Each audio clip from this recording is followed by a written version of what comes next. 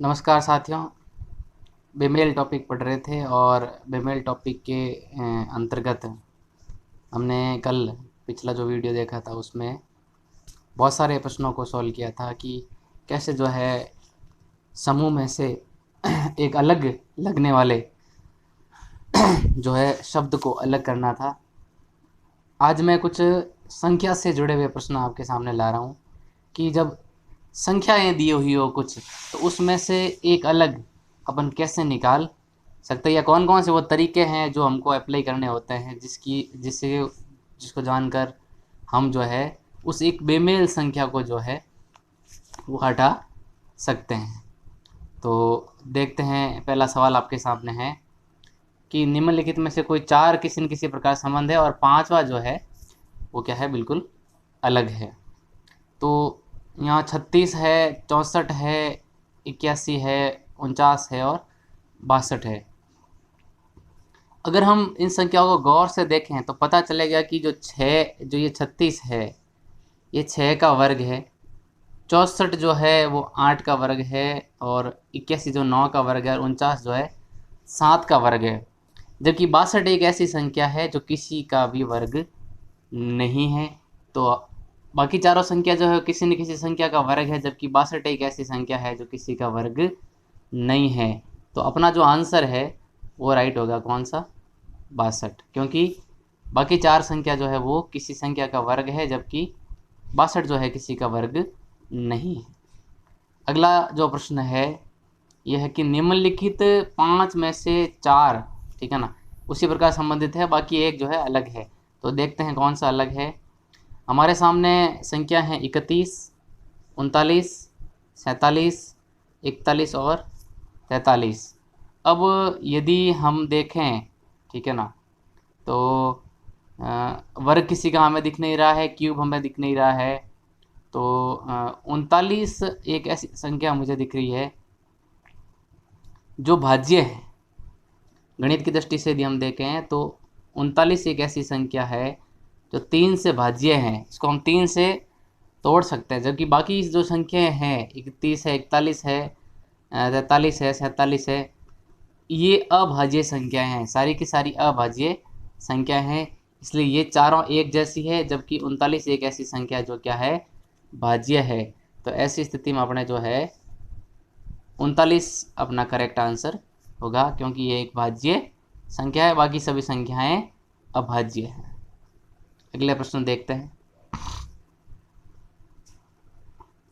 17, 31, 23, 13 और 21 बिल्कुल वैसा ही है जैसा आपने पिछले प्रश्न में देखा था। यहाँ जो मुझे एक संख्या दिख रही है वो 21 जो ऐसी संख्या है जो भाज्य है, ठीक है ना। 7 से हम इसको तोड़ सकते हैं, 3 से तोड़ सकते हैं, बाकी सभी संख्याएं ऐसी है जिसको हम तोड़ नहीं सकते, भाज्य संख्याएं नहीं हैं। तो ऐसी स्थिति में अपने 21 जो है वो एकदम करेक्ट आंसर हो जाएगा, क्योंकि 21 एक भाज्य संख्या है। बाकी सभी क्या है, बाकी सभी अभाज्य संख्याएं हैं। अगला प्रश्न है, उसमें है 18, 24, 36, 34 और 26, ठीक है ना। तो हमें जो दिख रहा है देखो, 18, 24, 36, 34, 26। तो इसमें 36 एक ऐसी संख्या है, 36 एक ऐसी संख्या है जो किसी का वर्ग है, बाकी सभी किसी का वर्ग नहीं है, ठीक है ना। बाकी जो संख्याएं हैं वो किसी का भी वर्ग नहीं है, ना 18 है, ना 24 है, ना 34 है, ना 26 है। 36 एक ऐसी संख्या है जो 6 का क्या है, वर्ग है।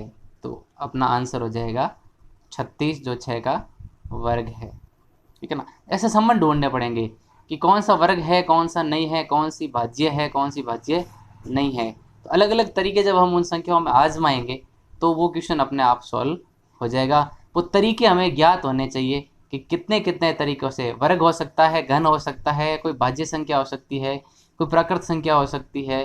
किसी भी तरीके से जो है वो आपको प्रश्न दे सकता है। कुछ और प्रश्न सॉल्व करते हैं।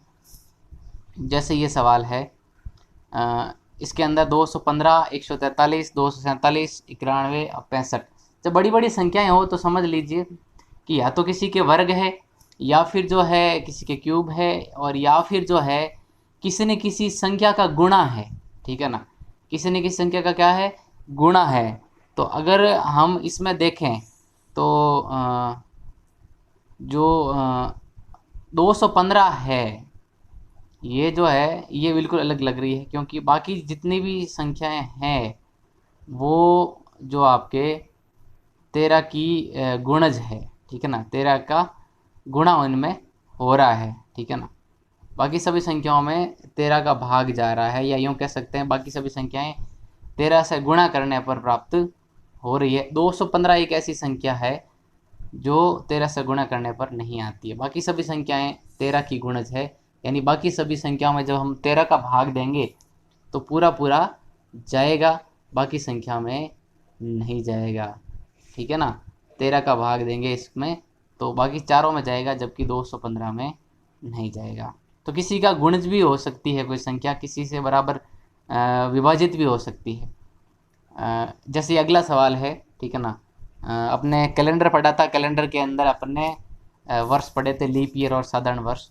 यहाँ कुछ ऐसा ही मामला है। 1995 है, 1998 है, 1991 है, 96 है और 90 है।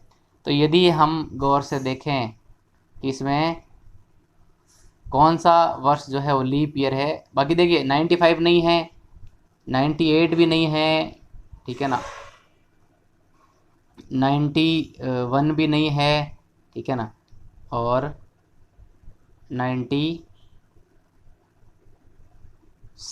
जो है वो आपका क्या है, लीप ईयर है। ठीक है ना, 96 जो है आपका क्या है, लीप ईयर है, 90 नहीं है। ठीक है ना, तो अपने पास एकमात्र ऑप्शन जो बचता है वो है ऑप्शन संख्या 4, जो कि क्या है, लीप ईयर है। ठीक है ना मित्रों, ध्यान रखना, लीप ईयर है, इसलिए ये सही हुआ है। किस लिए हुआ है, क्योंकि 1996 जो है एकमात्र लीप ईयर है, बाकी सारे के सारे लीप ईयर नहीं है, साधारण वर्ष है। तो ये बिल्कुल इनसे क्या हो गया, अलग हो गया। तो जब वर्ष दिए हुए हो तो मैक्सिमम उनके अंदर दो तरह के संबंध हो सकते हैं, या तो वो सम विषम हो, या फिर जो है वो लीप ईयर या साधारण वर्ष हो। तो आपको ये ध्यान रखना होगा कि जहाँ लीप ईयर है, अगर एक लीप ईयर है बाकी सभी साधारण है तो वो सही होगा, और सभी लीप ईयर और एक साधारण हो तो वो सही होगा। तो ये ध्यान रखने वाली बात है। अगला प्रश्न देखते हैं। अब जब बहुत बड़ी संख्याएं आ जाए, ठीक है ना, जहाँ पता करना मुश्किल हो कि गुणा हो रहा है क्या हो रहा है, तो कुछ अलग तरह के भी संबंध उनके बीच में हो सकते हैं। जैसे इस प्रश्न में आपको दिखाई दे रहे हैं, संख्याएं 5 अपने पास है, 74876596 8218 5693 9259। अब मैं यदि इस 4 को छोड़ दूं, ठीक है ना, 4 ऑप्शन को छोड़ दूं तो बाकी सभी में क्या कॉमन है, या हम ढूंढे सभी में है तो सभी में क्या कॉमन है। मुझे ये कॉमन दिख रहा है कि सभी संख्याओं के, ठीक है ना, पहला अक्षर, ठीक है ना, कौन सा अक्षर, पहला फर्स्ट अक्षर और लास्ट अक्षर, ठीक है ना, दोनों ही जो क्या है समान है। यदि हम 7487 का देखें तो 7 पहला अंक भी 7 है, दूसरा अंक भी 7 है। दूसरे ऑप्शन में देखें तो पहला 6 है, दूसरा 6 है, तीसरे में देखें तो 8 है, 8 है, और पाँचवें में देखें तो 9 9 है। जबकि फोर्थ ऑप्शन एक ऐसा ऑप्शन है जहाँ पहला अंक और दूसरा अंक, लास्ट अंक जो है वो समान नहीं है। इसलिए अपना जो है वो क्या होगा, ऑप्शन संख्या 4 ही बिल्कुल क्या हो जाएगी, सही हो जाएगी। क्योंकि बाकी सभी शब्दों के अंकों के अंदर जो है क्या है, संख्या का पहला अंक और संख्या का लास्ट अंक जो क्या है एक समान है, इसलिए ऑप्शन संख्या 4 बिल्कुल करेक्ट हो जाएगा। अगला प्रश्न देखते हैं। अगला प्रश्न वही है 343, 225, 64, 27 और 216। बड़ी संख्या हैं तो या तो वर्ग होगा या गुणज होगा। तो वर्ग का यदि हम देखें तो एकमात्र ऐसी संख्या दिख रही है 225 मुझे, जो किसी का वर्ग है, 15 का वर्ग होता है 225, ठीक है ना, और 64 भी है, लेकिन साथ ही साथ 64 क्या है, एक घन भी है। यदि हम 64 को देखें तो 64 4 का घन भी है, क्यूब भी है। और बाकी जो संख्याएं हैं 343, 27, 216, ये भी क्या है, ये भी घन है, ठीक है ना। ये भी क्या है, ये भी घन संख्याएं हैं, ठीक है ना, इनके भी घन बनते हैं। तो ऐसे में चार तो ऐसी चीज़ें हैं जो घन है, ठीक है ना, और 225 एक ऐसी संख्या है जो घन नहीं है, ठीक है ना। 225 एक ऐसी संख्या है जो आपके घन नहीं है, केवल और केवल क्या है, केवल केवल वर्ग है, ठीक है ना। केवल और केवल क्या है, वर्ग है। हालांकि 64 भी इसके अंदर जो है आपके वर्ग दिख रहा है, लेकिन 64 एक घन भी है, इसलिए हम 64 को राइट नहीं मान सकते, ठीक है ना।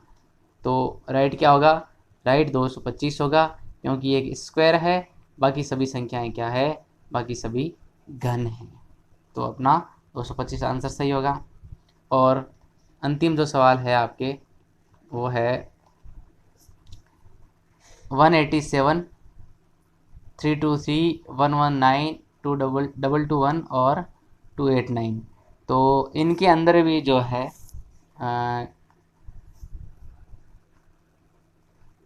एक संख्या ऐसी है जो वर्ग है, बाकी जो है वर्ग नहीं है, ठीक है ना।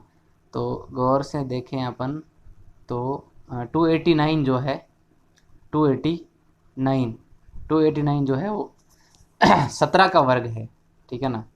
किसका वर्ग है, 289 17। आपको कम से कम जो है ना 30 तक के वर्ग याद होने चाहिए ऐसे प्रश्नों को सॉल्व करने के लिए। जब आप श्रृंखला में जाएंगे तो वहाँ भी आपके बहुत काम आएगा। सीरीज की जो प्रश्न 4 से 5 सवाल आपके ऐसे से आते हैं, उन सवालों को सॉल्व करने के लिए आपको वर्ग और क्यूब, ठीक है ना, यानी वर्ग और घन आपको आने चाहिए। तो कम से कम 30 तक के वर्ग और 20 तक के क्यूब घन आपको याद कर लेने, रट लेने हैं, ताकि आपको पता चल जाए कि कौन सी संख्या जो है वर्ग है और कौन सी वर्ग, कौन सा घन है, ठीक है ना। तो ये आपके दिमाग में क्लियर होना चाहिए। 30 तक के वर्ग और कम से कम 20 तक के घन आपको याद होने चाहिए। तो 289 जो है वो 17 का वर्ग है, ठीक है ना, और बाकी संख्या जो है वर्ग नहीं है, इसलिए ऑप्शन संख्या 5 अपना बिल्कुल क्या होगा, करेक्ट होगा, ठीक है ना। तो इस प्रकार आप जो है इन प्रश्नों को सॉल्व कर सकते हैं, ठीक है ना। और ज़्यादा से ज़्यादा जितना अभ्यास करेंगे उतना ही इस तरह के प्रश्नों के सही होने की संभावनाएं बढ़ जाएगी, क्योंकि हर बार एक नई ट्रिक के साथ नए तरीके से ऐसे प्रश्नों को पुट किया जाता है। तो बिल्कुल आप जो है वर्ग याद करें, घन याद करें, पहाड़े याद रखें, और अलग अलग टेक्निक से कैसे सवाल सॉल्व होते हैं उन सब का बार बार अभ्यास करेंगे, तो ऐसे प्रश्नों के गलत होने की संभावना बिल्कुल नगण्य हो जाएगी। Thank you.